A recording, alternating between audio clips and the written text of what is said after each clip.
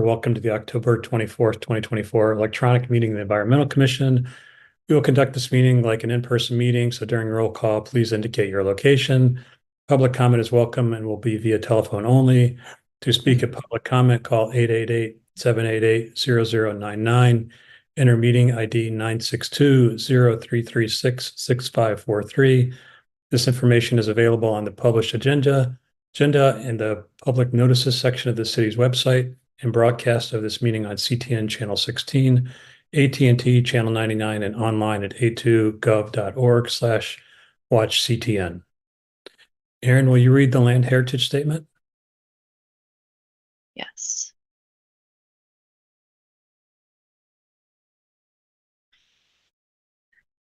Land the city of Ann Arbor occupies is the ancestral, traditional, and contemporary lands of the Anishinaabe, including Odawa, Ojibwe, and Potawatomi and Wyandot peoples. I further acknowledge that our city stands, like almost all property in the United States, on lands obtained generally in unconscionable ways from Indigenous peoples. The taking of this land was formalized by the Treaty of Detroit in 1807. Knowing where we live, work, study, and recreate does not change the past, but a thorough understanding of the ongoing consequences of this past can empower us in our work to create a future that supports human flourishing and justice for all individuals. Thanks, Aaron. Will you do the roll call now? Yes. Councilmember Ackman. Here, Ann Arbor. Vice Chair Brown.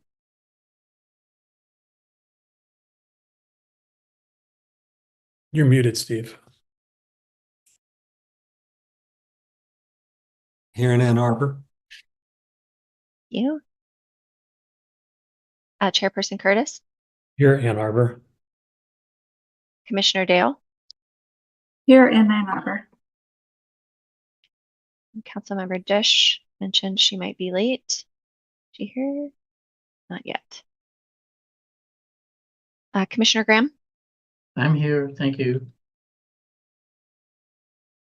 Commissioner Gruber mentioned she'd be absent today, as did Commissioner Marson, as did Commissioner Mirsky. Commissioner Mitchell. Here in Ann Arbor. Commissioner Nedrich will also be absent today. Commissioner Peterswood. Here in Ann Arbor. Thank you. Commissioner Smith. Here in Ann Arbor. And Commissioner Wehing said she'd be absent as well. Thank you. And that is a quorum.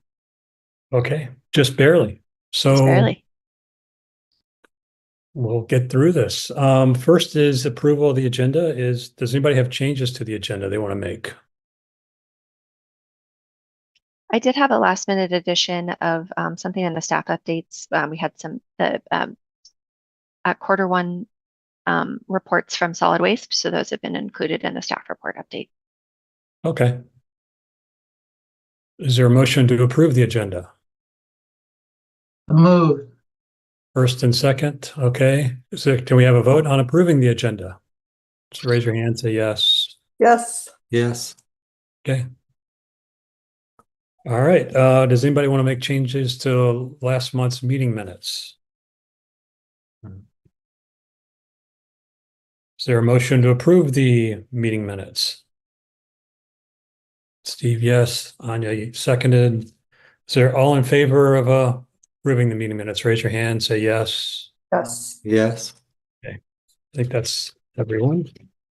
So next on the business is public comment. This is an opportunity for people to speak for up to 3 minutes.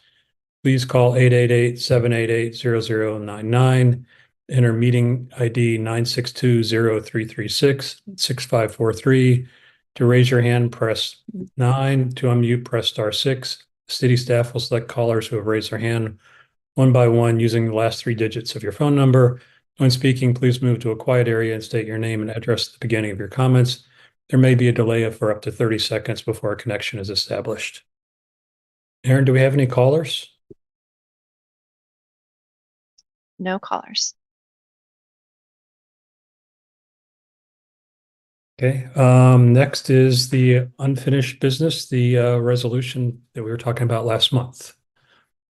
Do you want to bring that up and show it? And Yes. So I kind of have to complain about how the calendar Legistar works. Just now when I went to go there to open the resolution, I had to download it rather than it promptly opening. I don't understand why that has to be done that way. Why can't I just open a file directly into my web browser or whatever happens, rather than having to add the thing to my hard drive? Just a question.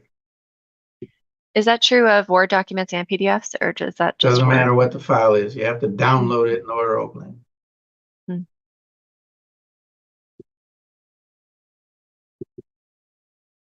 Don't mind me being crabby. Sure. I'm generally crabby these days, especially till we get through the election. Do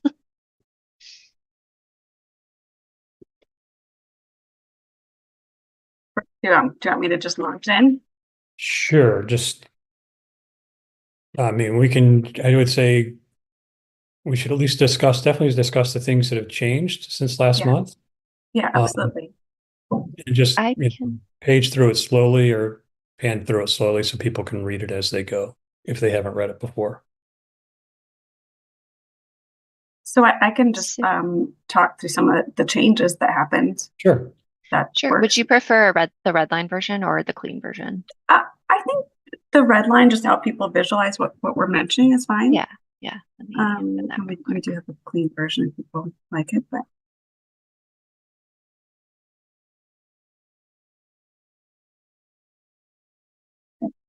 I'll start while she's pulling that up. There's one whereas that people felt was we could remove, which we did. And then I added another. So in the end, it didn't make it much shorter, although I did look for some opportunities just to try to take out some unnecessary text. So I don't know if we want to scroll down a little bit, Erin. Not to jump out of order, but I kind of do think it might be better to do like the more substantial stuff first. So here's, you notice an entire whereas removed. So this one, there was a little bit of discussion last time about this whereas, and again, I started with creating this resolution based off of the one that Detroit had pulled together. So and then massaging it from there. So, but some of the discussions had been that we're not sure if we even really agreed with the statement, assuming that banning single-use plastic bags or single-use containers and requiring there to be alternatives would be a hardship on businesses and consumers. And someone brought up that that's presumptive and probably maybe not even the case anyways. And so it doesn't need to have a place in this. So we just removed it. And then if we go down a little bit more, there's a new whereas added that spoke to the other main point that I heard last time, that this is just as much about trying to remove that barrier of the unnecessary involvement from the state and just bring the control back to the local government and allow us to address any local government really to address an issue that directly affects the community. So so those were the two major things I heard from our discussion last time, and I tried my best to respond to those in this. And then I think I heard that it was just, if there's anything we can do just to shorten it. And so this is where, Erin, if you wanted to go back up to the top, we can sort of go through slowly. I removed words that did not have any impact on the meaning, essentially. So like there's a part in a couple of whereases down where it says, whereas as the Great Lakes State, Michigan, blah, blah, blah. Unnecessary language as far as I'm concerned. And then there's a little bit farther down. It's talking about that, fossil fuels are used and greenhouse gas emissions used in every stage of production for plastics. And then it goes into explain what all those stages are. I'm not sure that that's needed. So it seems just like extra text. So I proposed removing that. And there may have been other small, just like removing things like bats and other, maybe that's it. So those are the changes. nothing really significant. And I think only things that were discussed at the last reading. Yeah. Whoops. Oh, you're on mute. Sorry about that. What about the question Steve Brown added at the end? Yeah, I like that idea. That's not, I like the idea. I don't know what the process is. And I'm not sure who we would ask to find out what the process is.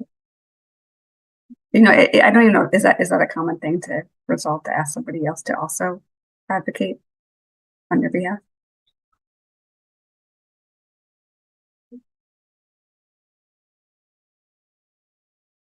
Steve, It looks like you might know the answer. Yeah, maybe. I've approached the Michigan Municipal League before about PFAS issues, you know, wearing a separate hat, not as part of the commission here. And if you look at their website, most of the environmental, you know, they take positions on all the bills in the state legislature. And most of the environmental bills, like this one, are under a subcommittee called there's a committee that they have called Energy and Environment. And if you look at it, they are just about opposing all the current bills in the state legislature, you know, that were put forward in this cycle.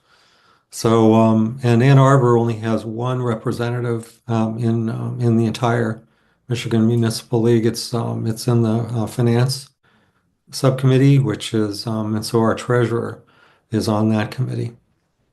So, you know, there's Ann Arbor doesn't have any input into that committee, but I thought it would be useful because this is important.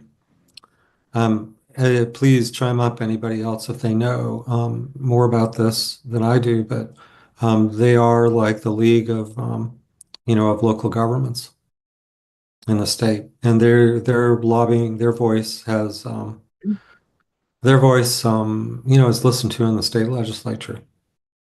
So I'm not sure really how to present this to the Michigan Municipal League, but it occurred to me that it might be good for Ann Arbor to raise its profile within this organization.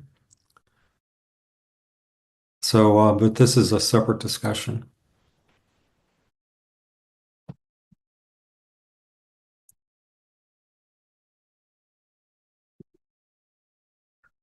I agree. I think that they're a fantastic resource. I don't know whether, and so I'm not saying disagree. I think it's a great idea to engage them. I'm not sure whether or not that's something that is done separately or if that becomes you know, therefore be resolved. Yeah, no, I think don't know it the should be. process, you know. I think it should be part of a separate resolution. You Well, know, there'd be way more venues that we might ask if we are going to reach out for help and collaboration with other municipalities and organizations across the state. it could be productive for the goals of the city, you know. Absolutely. But I think we need to have more of a conversation within city staff and With city with council. our consultants via the Yeah. council who do that kind of lobbying and outreach for us. Mm-hmm.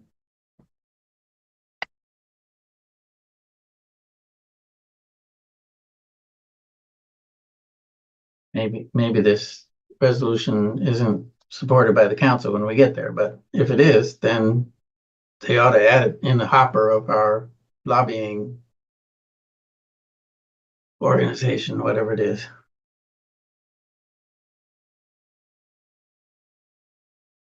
Councilmember Ackman, you have a question or a comment? I just wanted to say this is great. I wasn't able to attend the meeting last month, so I didn't get to hear the initial discussion about it, but and maybe you talked about this last time, but my understanding was that part of the reason why we are not allowed to do this in the state is because Ann Arbor started talking about doing it and Mm-hmm. started bad things. So anyway, I think it should be addressed. Anytime I visit another state where I'm forced to pay for a bag, I just think we're so backwards. So I appreciate this work. And, as far as lobbying the Michigan Municipal League, that's not typically, I think mostly the way that I've heard of the Michigan Municipal League is as a resource.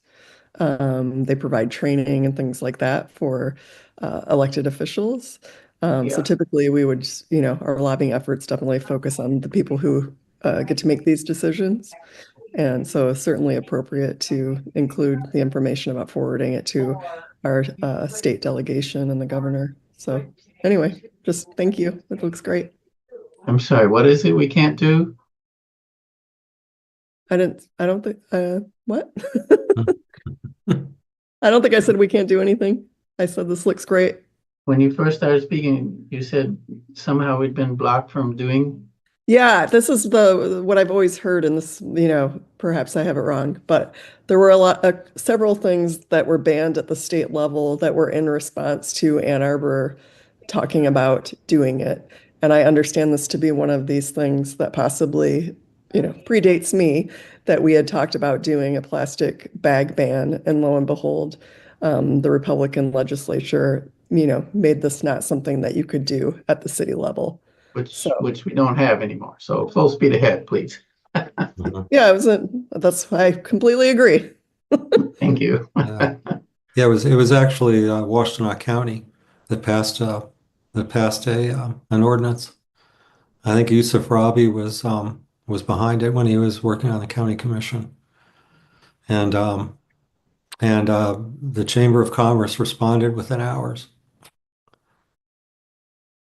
So.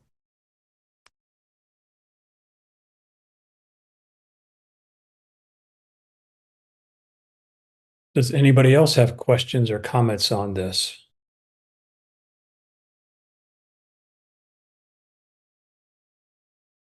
Do we want to have a vote on it, a motion to vote for approval of this? Yeah, I would suggest you strike my comment. Yeah.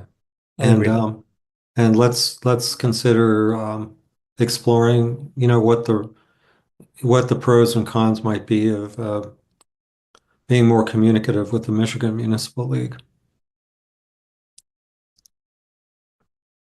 Because that might be in multiple things too, not just this. Mm-hmm. Oh yeah, it would involve all the operations of the city.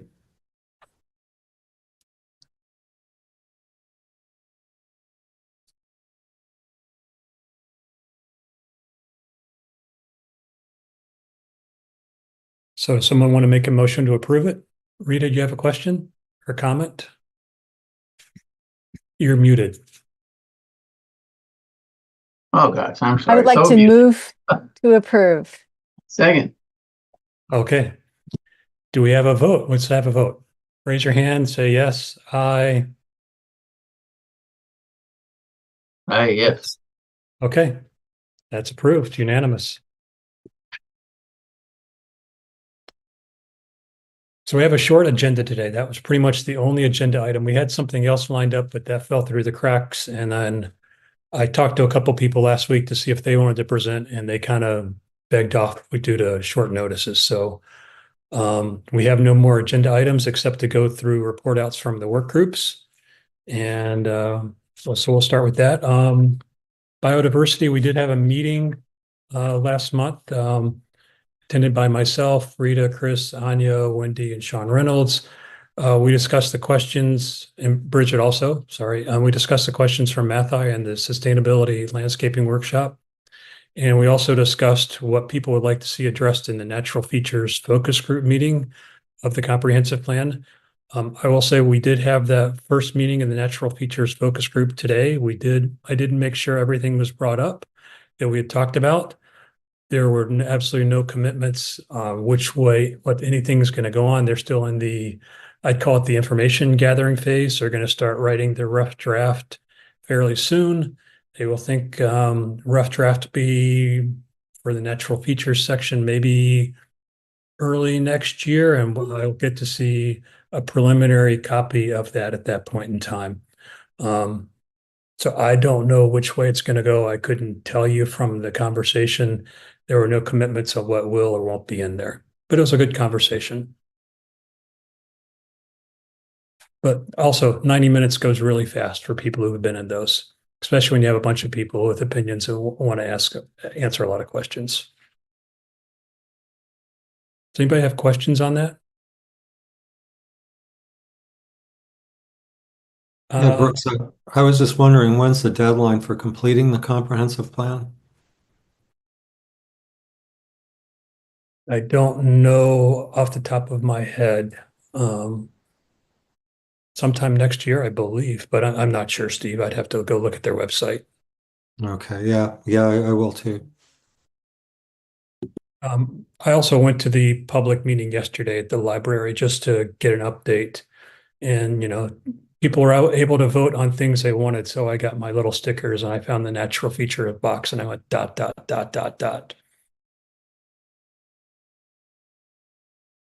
Aaron, you have a comment? I was just curious how many people were at the natural. There were 7 people invited, and there was Brett Leonard and 3 consultants and 1 person from Brett's staff. Great, thanks. Who And is from else Brett's was there? staff? Any other community groups like Who is from Wildlands or? Who is from the planning staff? Brett Leonard was there. His staff member, who was that? Somebody new to his group who was taking notes. I can look it Oh, up. new is good. Okay. Michelle Bennett. Okay. Very good. No, Steve, no one from Wild Ones is there. Couple of professors from UMMCs were invited. Neither one could attend due to other conflicts. Shannon Gibb Randall was there. Mike Cost was there. Patrick, his last name is Judd. I'd have to look it up. He's landscape architecture. Local company was there. He used to work for Peter Pollock, who was very Yeah. famous in town. Yeah. Somebody from the Drain Commission was there. The director, Rebecca from the Huron River Watershed, was there also. Good. Okay. So a good group, I thought.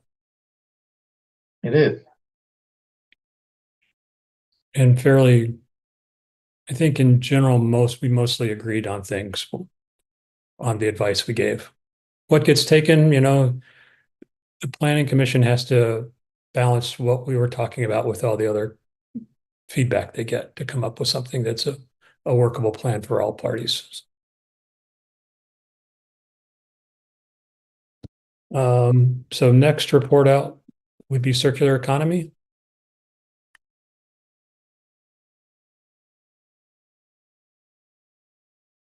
Steve, you're muted still. I'm sorry. We had a meeting on October 16th that Sarah Mason attended, and so we were asking her basically what goals might help city staff with their projects. And so Sarah's come up with 2 things. The first one was the Washtenaw County is beginning to put together a mandated materials and management plan. It's mandated by Eagle, by the state, and Sarah's the city's representative on that body. Their first meeting is going to be on November 14th, and so she'll keep us updated, through the circular economy working group about the progress on that front. They've hired RRS as their consultant for drafting this plan, and mostly just make sure that they comply with the Part 115 requirements in the newer state law. And then the second thing we discussed was the city's More Life, Less Stuff campaign. That was contracted to the Ecology Center, and I think maybe some of you have seen some communications about that in public in town. I wasn't so familiar with that myself. But basically the city staff is putting the future. It's more or less a campaign, for just buying less stuff, with the reduce, looking at, the old reduce aspect of solid, of reducing consumption, reduce, recycle, and reduce, reuse, or recycle. So the focus seems to be more on just buying less stuff and doing more, exploring more reuse options, such as with with the Kiwanis Center out on the west, out on West Jackson Road. And so one thing that we were talking about doing was they needed more publicity via social media. So Commissioner Smith was interested in helping out with that. And so we'll see how that develops. They're looking for 3 stories that they can put up on the city's website, about more life, less stuff. So they're looking for 3 stories. So they're asking this working group to help disseminate the information and try to help get stories about more stuff, more life, less stuff. So go to the city's website and see if there's something you might want to contribute to that. And then one thing Sarah thought would be useful is if the working group would compile, and this had to do with the last resolution that we just voted on, we could help staff and council perhaps in tracking state legislation, tracking whatever state legislation relates to solid waste. And at least for this working group, and to try to maintain a table um, and and have discussions within the working group about what resolutions might be drafted about addressing state laws, just like the one we just voted on. So Sarah Mason thought that would be helpful, and that's it.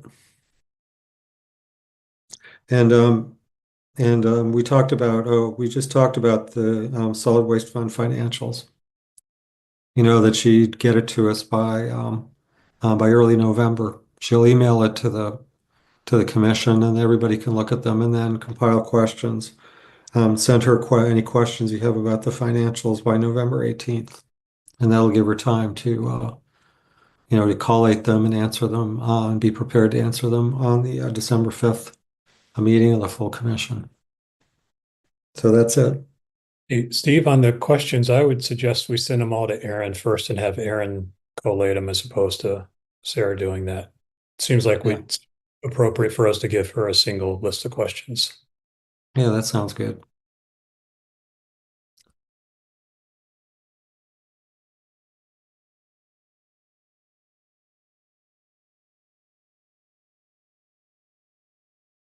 So next would be water quality. I don't think I got anything from Sarah Nedrich on that. I don't know, Steve, did you get anything from her on her report out? Well, we did have a meeting of the working group on October 18th. It was attended by Sarah, myself, and it's actually grown quite a bit. Aaron was attending as well, but Sarah's recruited some people some students from the university, and Kelly McCabe from the Huron River Watershed Council. And so we scheduled a recurring Zoom meeting for this working group every 3rd Friday from 12:30 to 1. And then I have an action point to talk about to investigate a little bit about the new EPA rules on PFAS emissions from wastewater, because the EPA announced last year or early this year that they would start regulating PFAS discharges from wastewater plants like Ann Arbor's and through the NPDES process. Other than that, we have our major I think collaboration here is with the Huron River Watershed Council. So Kelly McCabe is keeping us updated on the TMDLs, for phosphorus in the river. They still haven't. Eagle is like at least a year behind on their permitting process, both for an MS4 permit and the TMDL determination for the Huron for phosphorus in the Huron River, as well as E. coli. But they're focusing more on E. coli right now than on phosphorus. So we have some goals. We have some SMART goals. First one is chloride, which comes from mostly road salt and stormwater runoff from road salt that's been applied to roads. And then there's a group of us that are going to look at the stormwater codes and study up on those and see what we can and review what was imposed with the green streets, the city's green streets, policy that was started in 2012, I believe. And then the E. coli and the nutrients. We have a group of people that are interested in following up on that. And then we've also divvied up outreach and tracking, like attending the Huron River Watershed Council Mid-Huron Huron Partners meeting. That's quarterly. That's the governmental body that's basically dealing with Ann Arbor's consent judgment about dumping phosphorus through both stormwater and wastewater treatment plant, dumping phosphorus into the Huron River. And then and then the CARD group, that's following the Gallman plume. And then Eagle and RRD. Aaron's taking both of those topics. And then Aaron's also going to keep track of what the county water commissioner is doing on various issues. That's part of her assignment as a staff person. Anyway, that's it. Anything else, Aaron? Okay. Yeah, nothing to add. Thanks, Steve.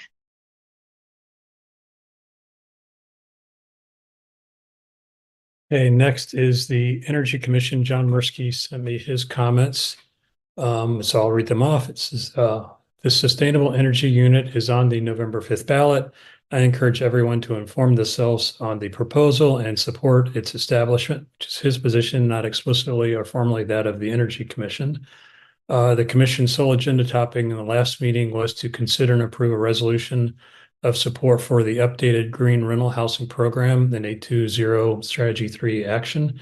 The resolution was revised to request that A, City Council increase the certification threshold for landlords using the checklist pathway, which most commissioners deem too low to drive meaningful greenhouse gas reductions and to meet the 820 targets for the program and rental properties generally. And B, the program formally be revised periodically for effectiveness and for needed revisions. Some background information.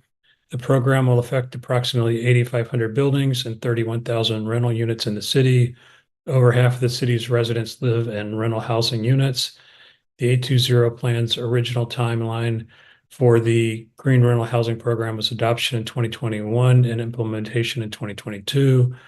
An initial proposal was presented to the Energy Commission in March of 2022, but it was considered deficient and the accompanying resolution of support never voted on.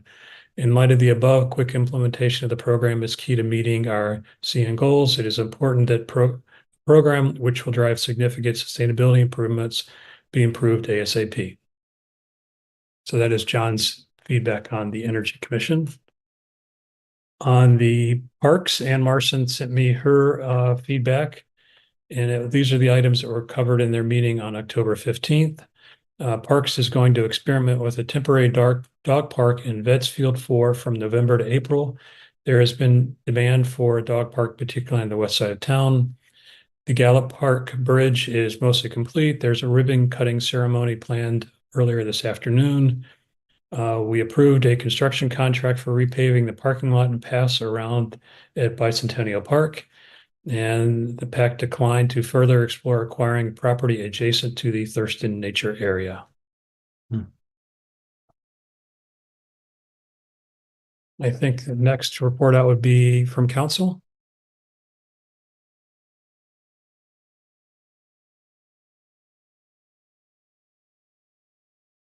I can't think of anything. Councilmember Dish, can you?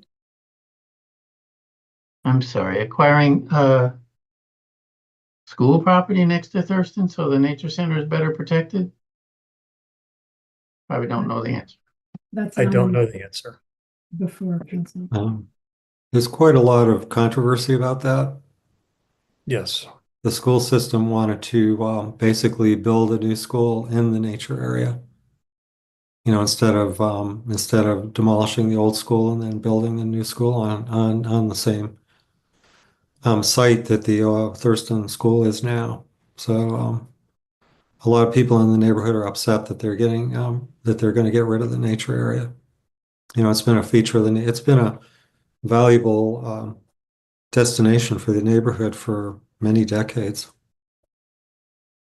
But you know, that's so I'm not sure what the who owns the nature area. It sounds like it could be the public schools because The most of school them, owns it, yeah. Public schools. yeah, yeah. Named for Bill Stapp, who was this pioneering environmental professor at the university in the 80s. Absolutely wonderful man who really led the way on citizen activism about nature centers and nature areas. Wonderful man. Student of my What's the name? grandfather. Okay.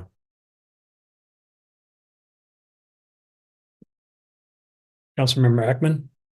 Yeah, I just wanted to say that I think quite a few of us on council, probably all of us, have been getting a lot of email about confusion and some frustration and questions with regard to the school's capital plans. And so I think because so many of us sent questions to the city administrator, because the school hasn't really, I mean, I don't have any more information than you all do from their meetings. But I believe that our city administrator is talking with their superintendent to get us more information about a variety of things related to their plans. So Thurston is one, but in Ward 4, people are really concerned about how they plan to some people are concerned about how they plan to use portions of Lawton Park for a playground that would be used by the school during the day, but would still be part of the public park, as well as I hear a lot of concerns about their pickup and drop off expansion plans, car-based pickup and drop-off expansion plans. So those are some things that I've been asking questions about. I don't really have answers yet because I've been getting most of my information from MLive, but hope to have some more soon. And I guess I would just say, I would strongly encourage you to reach out directly to the school board and the superintendent with your feedback and concerns, because a lot of this is in their court. But though I hope we have more information, and we'll be collaborating with them, of course, on some of the street things, which is where I hope we can intersect with them on the drop off and pick up stuff. But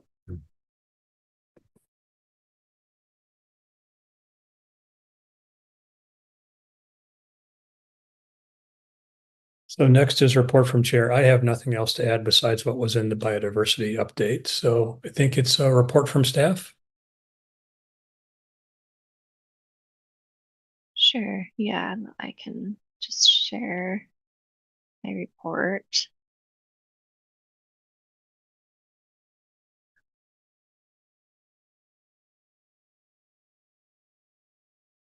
Too many things up.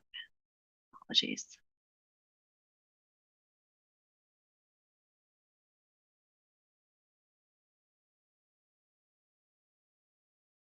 And Rita, to answer your text, since we have nobody from the planning commission on our list, there's no way that we can really get a planning committee report out.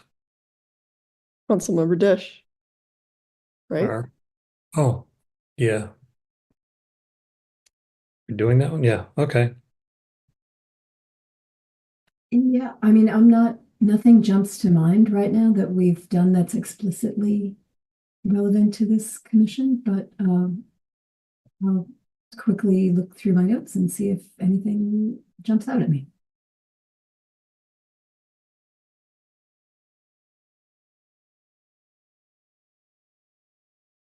But you shouldn't wait while I do that.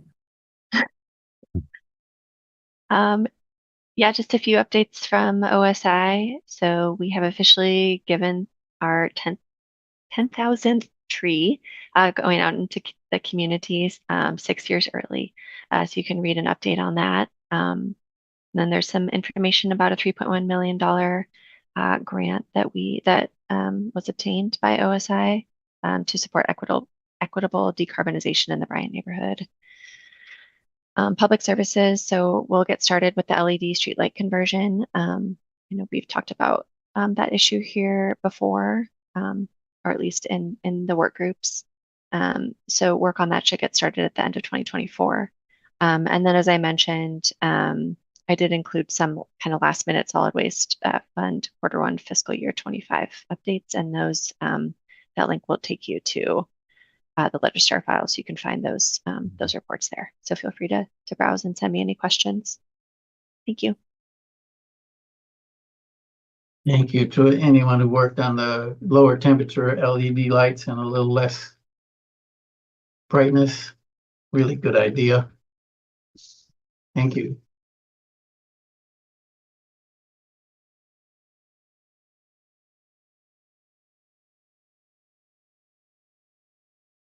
Councilmember Dishi. Yeah, I found one tiny thing that's a little bit nerdy, but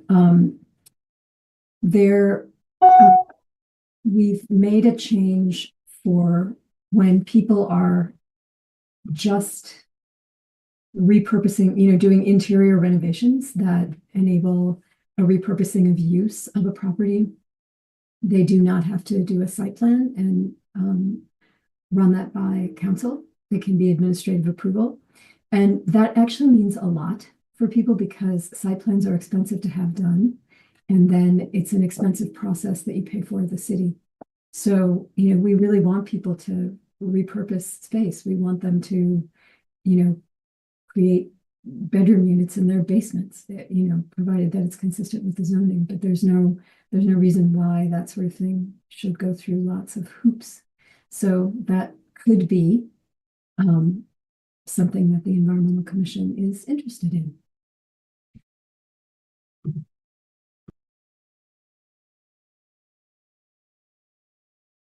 Thank you.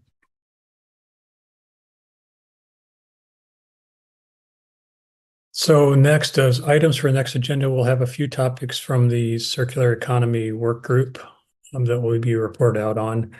And part of that I'll be going through the finances again. So that's why it's important if you have any questions, to get the questions submitted to Erin so she can get everything consolidated and sent over to Sarah so Sarah can get the information from the finance people. Our next meeting would be on December 5th. And for the new people, because of the holidays, we don't have a meeting in November and December. They would both line up on holidays. So we just have one in between. So we'll have one December 5th, and then the one after that will be later in January, back on the normal schedule. So next item is public comment. This is an opportunity for people to speak for up to 3 minutes. Please call 888-788-0099. Enter meeting ID 962-0336-6543. To raise your hand, press 9. To unmute, press *6. City staff will select callers who have raised their hand one by one using the last 3 digits of your phone number. When speaking, please move to a quiet area and state your name and address at the beginning of your comments. There may be a delay up to 30 seconds before a connection is established. Erin, do we have any callers? No callers. Okay. Before we have a motion to adjourn, does anybody else have anything they want to ask questions on or comment on?